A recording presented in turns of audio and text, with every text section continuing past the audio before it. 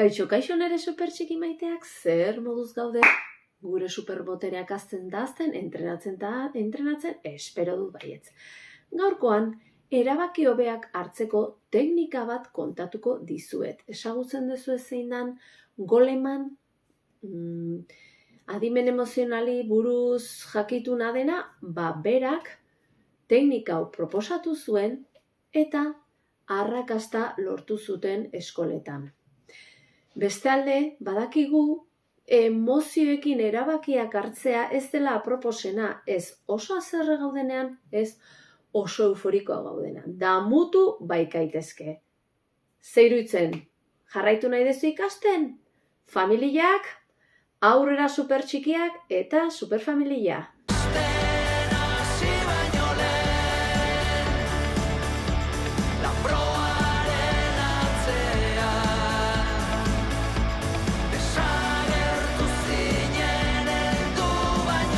Ezaztu, trilogia derronetan dituzula supersekretu guztiak zure eskura oraintxe bertan nere web horrian ubikoitza supertxiki.com. Gaurkoan, lehenengo liburuan agertzen den teknikari buruz hitz egingo dizuet. Badakizu ze izena duen? Semaforoaren teknika. Eta ez da hor komunera joateko teknika hori gorria berdea, Ez, beste bat da. Eta adibidez, imaginatu zazu 7 urteko ume bat zehala edo garela eta estutxea kentzen digute.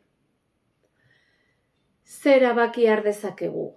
Jotzea, ez maila botatzea, ez haserre sentitzea, normala da. Beraz, ze iruditzen, erabaki hobeago bat hartzeko teknika hau aplikatzen badegu.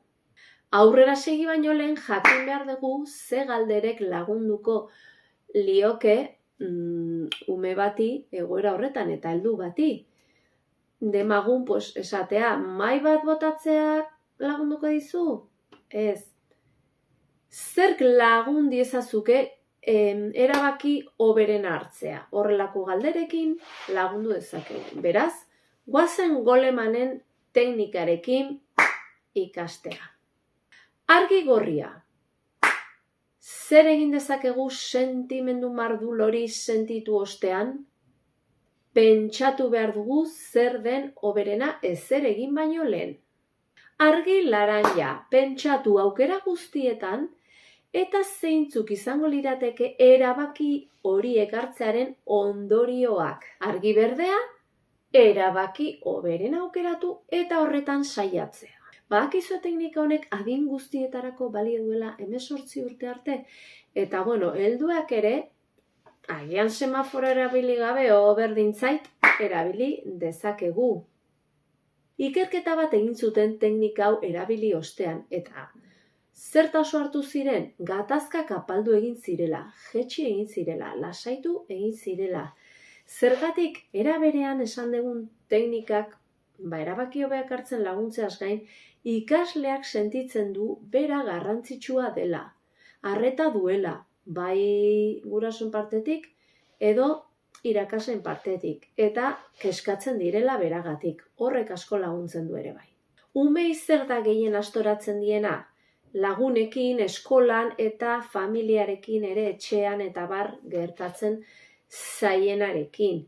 Baina ikasten baute hori maneiatzen, askoz gutxiago aztoratuko dira. Emozioa saldatzaile oro, nahi dut, ez badigu usten pixka bat lasai egoten, distrakzio batean bihurtzen da, eta ezin dugu konzentratu ez klasean, ez liburutan, ez irakasleek esaten dutenean. Ez dakik gogoratzen zaten edo ikusi ez zuten bideoa, urte betetzera gonbidatzen ez zuten aurreta gurasoen adibidea. Ez badegu ondo loiten gauian, asko emozioak gainditzen baigute ez ditugu erabaki egokiak hartuko. Kurrikulum berriak aukera ematen digu emozioen kudeatzketa txertatzeko, eta goazen aprobetxatzea bai irakasleok eta bai gurasok hau lantzeko. Ze iruditzen zaizue ongi, jarri dazu, emoji batola irriparrezkoa bean ados bat zaude. Bai, helduak eta txikitxoak. Aurrea supertxikiak eta superfamiliak.